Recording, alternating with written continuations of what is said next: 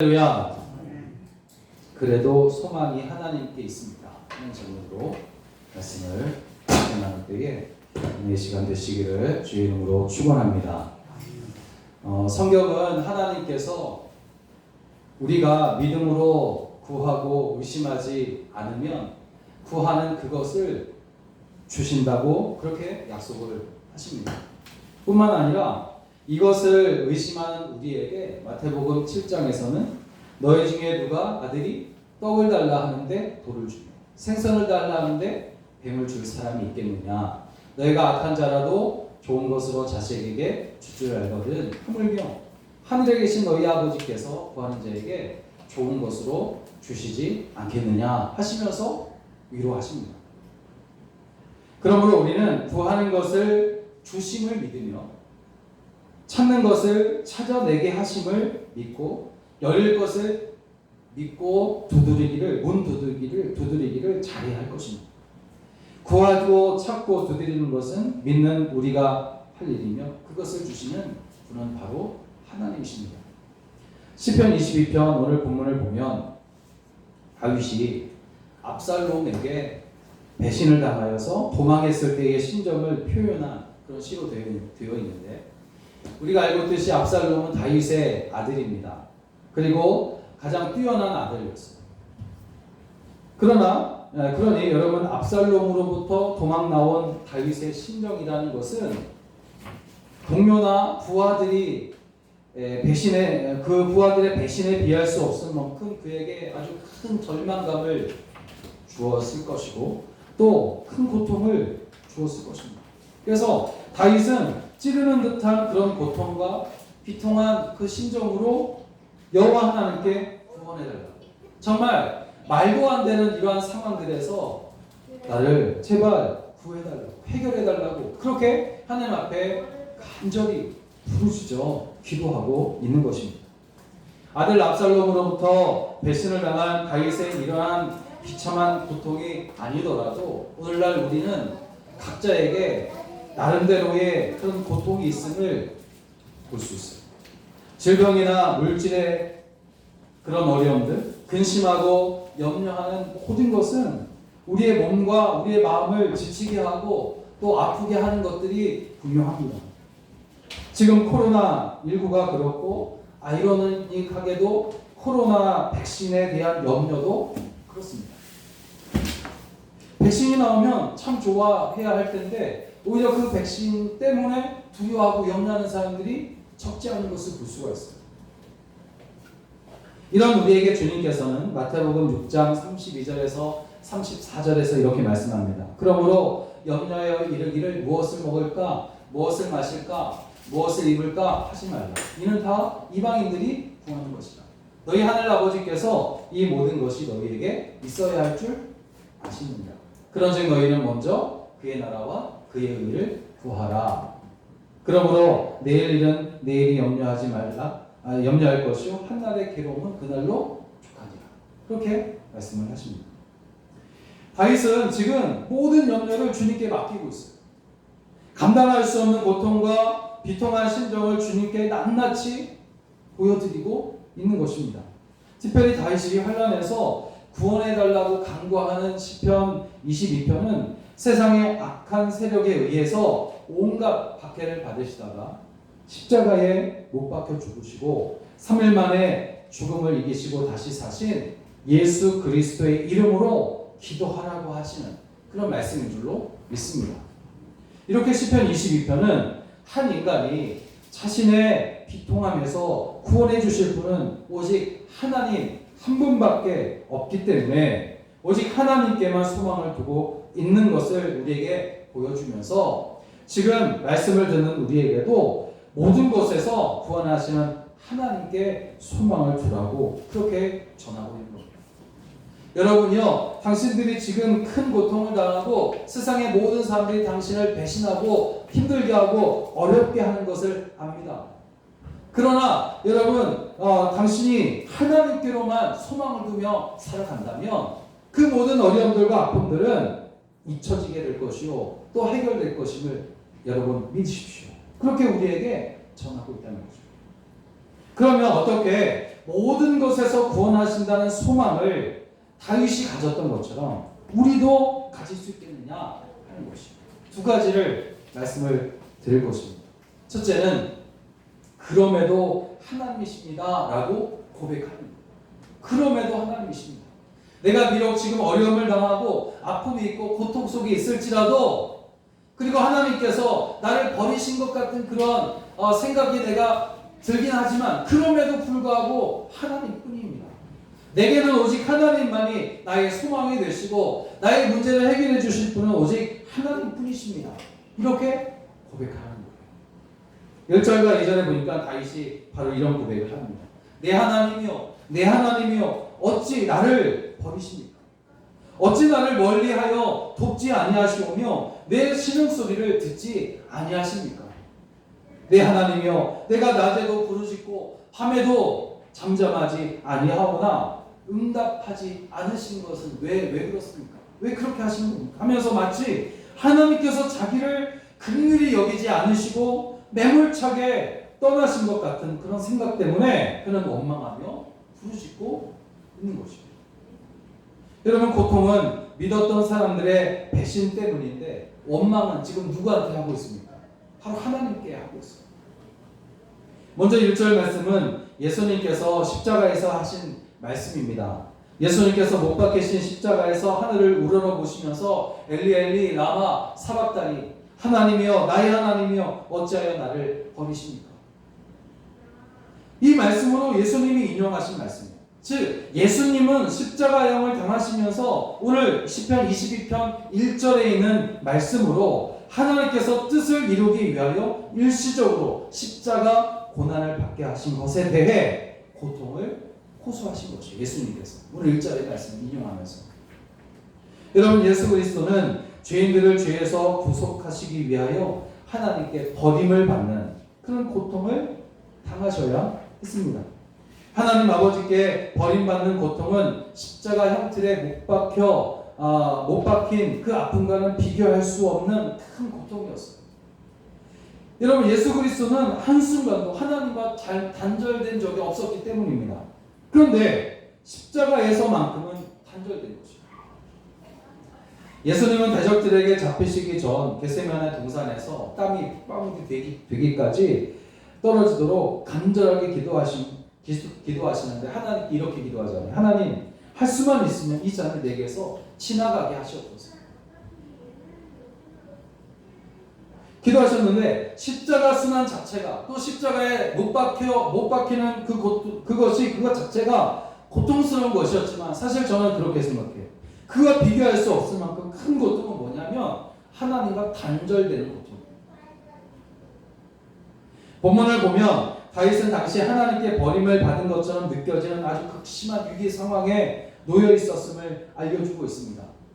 그 위기가 어떤 위기인지는 명확하지 않지만, 혹은 사울의 박해, 혹은 압살롬의 반역과 같은 그 사건들이 그에게 큰 위기였지만, 그러나 우리가 생각하고 또 중요하게 여겨야 될 것은 뭐냐면 다윗이 처한 그 위기가 무엇 때문이었는가, 그게 중요한 것이 아니라 그가 처한 위기가 하나님께 버림받은 것처럼 느껴질 정도로 아주 심각한 것이었다는 것입니다.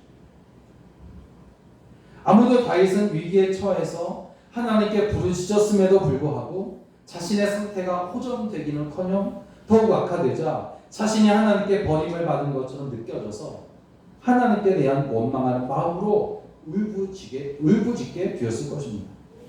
그런데 여러분, 계속해서 말씀드리고 싶은 것은 여기서 우리가 주목해야 될 것이 있어요. 그것은 다윗이 하나님께 버림을 받은 것처럼 느끼면서도 다른 것을 찾지 아니하고 여전히 하나님께 부르짖고 있다는 거죠. 그러니까 다시 말하면 그래도 하나님이시라는 거죠. 그래도. 특별히 본문을 보면 다윗이 하나님을 뭐라고 말하냐면 내 하나님, 이렇게 말해요. 내 하나님.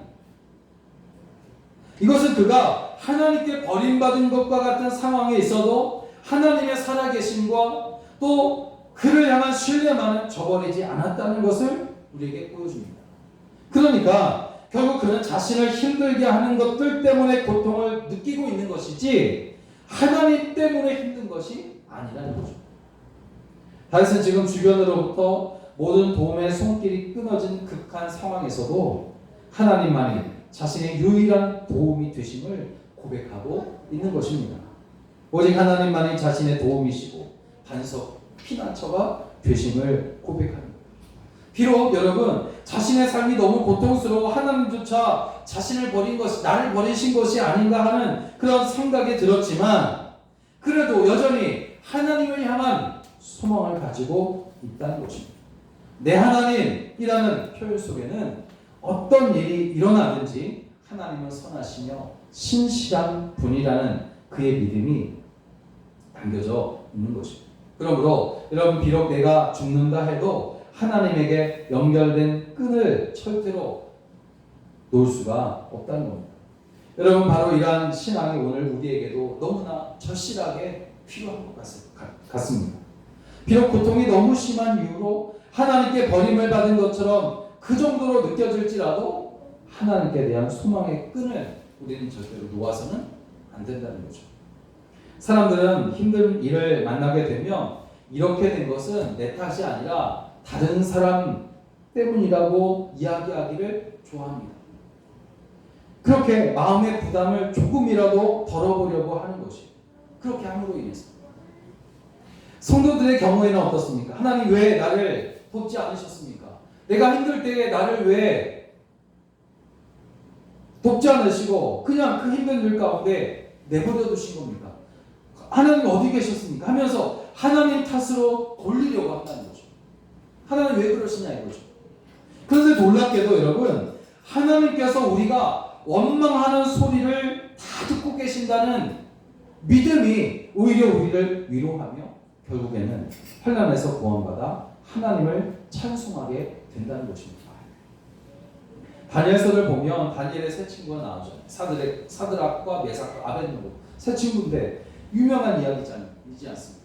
이들은 모두가 다 바벨론 포로로 끌려간 사람들로 바벨론의 느부갓네살 왕이 그들을 향해서 너희 우상에게 절하지 않으면 내가 7배나 더하여진 저 풀무불 속에 던져버릴 것이다. 위협을 했어요. 이 정도가 되면 하나님께 대한 소망을 가질 수 없어요. 하나님께 더 이상 소망을 두지 않고 그렇습니까? 우리가 이제 당신의 말을 듣고 우상하게 절하겠습니다 하며 아마 하나님을 버리려고 할 거예요. 소망을 두지 않으려고 할 겁니다. 정말 하나님께 버림을 받았다고 낙심하게 될 것이란 말이죠. 그런데도 그들은 어떻게 합니까? 하나님께 대한 소망을 끊을 수가 없는 거예요. 오히려 더욱 힘을 주어 붙잡는데 그들이 왕에게 대답합니다. 느부갓네살이여, 우리가 이 일에 대하여 왕에게 대답할 필요가 없습니다. 그렇지만 만일 그럴 것이면 왕이여, 우리가 섬기는 우리 하나님이 우리를 저 극렬히 타는 풀무불 가운데서 능히 우리를 건져내실 것이고 왕의 손에서도 건져내실 것입니다. 그리 아니하실지라도 그래도 왕이여, 우리가 왕의 신들을 섬기지도 아니하고 왕이 세우신 금신상에도 절하지도 아니할 줄을 아시옵소서. 그렇게 하지 않아도 그래도 우리는 하나님을 섬길 겁니다. 그런 말. 결국 그들은 어떻게 됩니까? 불무에 던져졌지만 하나님께서 함께 하심으로 하나도 상하지 아니하며 구원을 받을 수가 있다는 것입니다. 여러분, 이렇게 우리 또한 어떤 상황에서도 하나님께 대한 구원의 소망을 잃지 아니할 때에 하나님의 구원의 은혜는 곧 우리에게 임하게 될 줄로 믿습니다. 사무엘상 2장 6절을 보면 우리의 생명은 죽이기도 하며 살리기도 하고 음부에 내리기도 하고 올리기도 하시는 여호와의 손에 있도다. 그렇게 고백하고 있어요.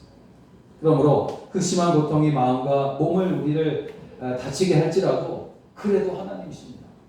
그래도 소망이 하나님께 있습니다. 이렇게 고백하며 승리하게 되시기를 주의 이름으로 축원합니다. 두 번째는 기도를 쉬지 말아야 된다는 거죠. 여러분, 절망할 수밖에 없는 그런 비통함, 말도 안 되는 비참한 소리, 정말 말이 안 되잖아요. 그때 다윗이 주야로 쉬지 않고 한 것은 뭐냐면 우는 것이 아니었어요. 원망하는 것이 아니었어요. 하나님께 구원해 주실 것을 위해서 밤낮으로 부르짖어 기도할 겁니다. 하지만 1절 2절을 보니까 하나님은 여전히 아무런 반응이 없어요. 이것은 다윗을 더욱 고통스럽게 하는 일이었을 것이 분명합니다. 그렇게 주야로 밤낮으로 기도하는데도 하나님께서 응답하시지 않으시니까. 여러분, 성도들이 고난을 당해서 그야말로 밤낮으로 하나님께 부르짖어 기도하는데 하나님께서 응답하지 않으신다고 느껴진다면 그때 성도들은 현재 느끼는 그 고통과 비교할 수도 없는 그 큰 고통을 또 만나게 되죠. 주변의 환경이 자신을 괴롭히고 마음을 짓누를 때는 그래도 소망이 있어요. 왜냐하면 환난날에 피난처가 되시는 하나님께서 도울 것이라는 믿음이 있기 때문에 우리는 소망이 있어요. 그런데 간절히 부르짖는데도 주야로 밤낮으로 그렇게 기도하는데도 하나님이 침묵하시는 것처럼 느껴진다면 아주 작은 고통이라도 견디기 힘들게 될 뿐만 아니라 그동안 잘 참았던 고통까지 한꺼번에 몰려오는 것과 같은 그런 느낌을 받게 됩니다. 그리고 낙심하게 되는 거죠. 그렇지만 다윗은 그러한 때에도 불구하고 절망하거나 낙심하지 않았다. 여기에 다윗의 위대함이 있어요. 상황은 분명 절망적이었습니다. 그렇지만 소망의 끈을 놓지 않냐고 그래도 하나님이십니다. 계속해서 하나님 앞에 응답받기를 간구하며 부르짖는 거예요. 결국 어떻게 하면 됩니까? 하나님의 응답을 받게 된 다윗은 21절을 보니까 나중에 이야기하겠지만 하나님이 자기의 기도에 응답하셨다고 그는 선언하고 있어요. 주께서 내게 응답하시고 들소의 뿔에서 구원하셨나이다. 들소의 뿔이라는 것은 원수의 뿔을 말해요. 원수, 대적들을 말합니다. 여러분, 다윗은 대적들의 공격과 위협으로부터 자신을 구원해 주실 것을 하나님 앞에 밤낮으로 구했어요. 그런데 하나님이 그의 그러한 간구에 응답하신 겁니다. 결국 처음에는 응답하시는 것 같지 않았어요. 잠잠하시는 것 같았어요. 낮에도 부르짖었고 밤에도 잠잠하지 않았는데도 하나님께서 말씀해 주시지 않으시는 것 같아요. 그래서 막 너무나 고통스러워요.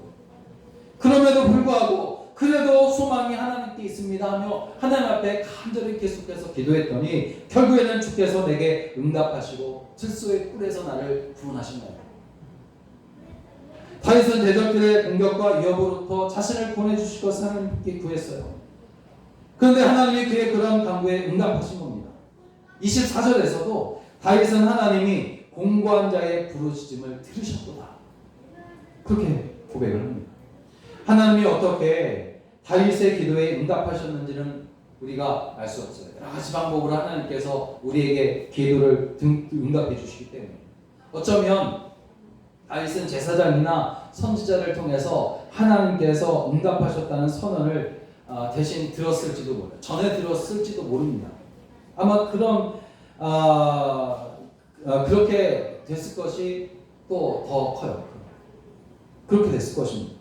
한나가 잉태를 위해서 성소에서 성전에 올라가서 하나님께 부르짖을 때 엘리 제사장은 하나님께서 그녀가 구한 것을 허락하시기를 원한다 그렇게 말했고 한나는 그것을 하나님의 응답으로 생각하고 기뻐하며 찬송하며 성전을 내려갔잖아요. 다윗도 마찬가지예요. 그와 같은 방법으로 하나님의 응답을 확신했을 것입니다. 그럴 가능성이 더 커요. 어찌되었든 다윗이 망하지 않은 것은 하나님이 다윗의 기도에 응답하셨음을 보여줍니다. 만약 여러분 생각해 보세요. 다윗이 계속해서 기도하고 밤낮으로 기도했는데도 불구하고 정말 진짜로 하나님께서 응답하지 않으셨다면 다윗의 이름은 그때부터 사라졌을 것입니다. 그 이후로부터 다윗의 이름은 거론되지 않았을 것입니다. 그러나 그 다윗이 망하지 않고 계속해서 그의 이름이 후손들에게 전해질 수 있었던 것은 하나님께서 그의 기도를 응답해 주셨다는 것을 보여줍니다. 이런 사실을 통해 우리가 알 수 있는 것은 하나님은 성도들의 부르짖음에 대하여 절대로 귀를 막지 않으신다는 사실입니다. 즉 하나님은 우리의 부르짖음을 듣지 아니하는 것과 같은 순간에도 귀를 여시고 어떠한 방법으로도 우리의 부르짖음을 듣고 계신다는 겁니다. 우리는 의심하나 주님은 우리를 끝까지 믿어주신다는 것입니다. 그러므로 하나님이 듣지 아니하는 것과 같은 상황에서도 여러분 절망하거나 낙심하지 말고 하나님의 응답이 있기까지, 분명히 하나님의 응답은 있을 것이라는 거죠. 그러므로 하나님의 응답이 있기까지 쉬지 말고 계속해서 기도하시기를 주의 이름으로 부탁을 드립니다. 여러분, 하나님이 듣지 않는 것처럼 느껴질지라도 기도를 쉬지 말라는 거죠. 하나님의 도우심 외에 우리에게는 다른 방법이 없기 때문이에요. 비록 하나님이 듣지 아니하시는 것과 같은 순간에도 여러분, 기도가 유일한 대안입니다. 주님은 끈질긴 기도의 필요성에 대해서 누가복음 18장에서 한 비유로 아주 유명한 말씀을 하십니다. 어떤 도시에 하나님을 두려워 아니하고 사람을 무시하는 재판관과 또 억울한 일을 당한 한 과부가 살고 있었어요. 이 과부에게는 정말 억울한 일이 있었던 것 같아요. 그래서 자주 재판관에게 찾아갔어요. 그렇지만 문전박대를 당해요. 재판관의 얼굴을 보지도 못해요. 그럼에도 불구하고 과부는 포기하지 않고 계속해서 재판관을 찾아갔습니다. 결국 그 재판관은 과부의 끈질김에 굴복해서 그녀의 원한을 풀어줘요. 그러니까 여러분 생각해 보세요. 재판관은 그동안 과부가 자기를 계속해서 찾아오고 있었다는 것을 사실을 알고 있었던 거예요. 또 끈질기게 부르짖었던 원한을 이 재판관은 안 듣고 있는 것 같았지만 그러나 듣고 있었다는 거죠. 그러니까 그 끈질긴 과부의 간절한 그 소망을 이기지 못하고 결국에는 들어주고 마는 거예요. 다 듣고 있었다는 거죠. 마찬가지. 예수님은 이 비유를 말씀하신 후에 우리에게 하물며 하나님께서 밤낮 부르짖는 택하신 자들의 원한을 풀어주시지 않겠느냐, 그렇게 반문을 하십니다. 하나님을 믿고 믿음으로 간구하면 하나님께서 정하신 때에 부르짖어 간구한 것을 반드시 이루어 주실 줄로 믿습니다. 그러나 하나님이 우리의 기도를 침묵하시고 계신다면, 그렇게 느껴진다면 그것은 분명 우리의 믿음을 시험하는 중이다 라고 우리가 생각해요. 얼마나 하나님을 신뢰하는가를 시험하는 중일 수 있다는 거죠. 이러한 시험을 이기고 하나님의 응답을 받으려면 끈질긴 기도가 필요합니다. 그래도 하나님이십니다. 그래도 소망이 하나님께 있습니다 하며 끈질기게 기도해요. 하나님의 응답이 있기까지 부르짖어 기도하는 일을 여러분 중단하지 않기를 주의 이름으로 부탁드립니다. 사랑하는 여러분, 주님께서 우리에게 주신 보물 3가지가 있어요. 물론 많은 선물을 우리에게 계속해서 부어주시지만 믿음, 소망, 사랑, 이 3가지는 하나님께서 우리에게 주신 최고의 선물들이에요. 그 중에 제일은 사랑이라 분명 말씀하셨지만, 그러나 무엇이 제일 좋은 것이라고 우리가 단정지어 말할 수 없는 이유는 주님께서 주신 선물은 다 하나같이 모두가 다 순위를 따로 정할 수 없는 가장 좋은 것들이기 때문입니다. 그 중에 시편 22편은 소망에 대한 말씀입니다. 주님은 우리가 힘든 세상에서도 살 수 있도록 소망이라는 선물을 주셨어요. 그래서 어떤 사람은 가장 불행한 사람은 소망이 없는 사람이다, 희망이 없는 사람이다, 그렇게 말하기까지 했잖아요. 때문에 소망을 가지고 사는 사람은 아무리 힘든 일을 만나도 낙심하지 않으며 오히려 기뻐하고 찬송하며 다시 일어설 수가 있는 겁니다. 그러므로 주를 향한 소망을 잃지 않기 위해서 그래도 하나님이십니다, 그래도 소망이 하나님께 있습니다 고백하며 기도하는 것을 쉬지 않는 여러분 다 되시기를 주의 이름으로 간절히 부탁을 드립니다. 기도하겠습니다.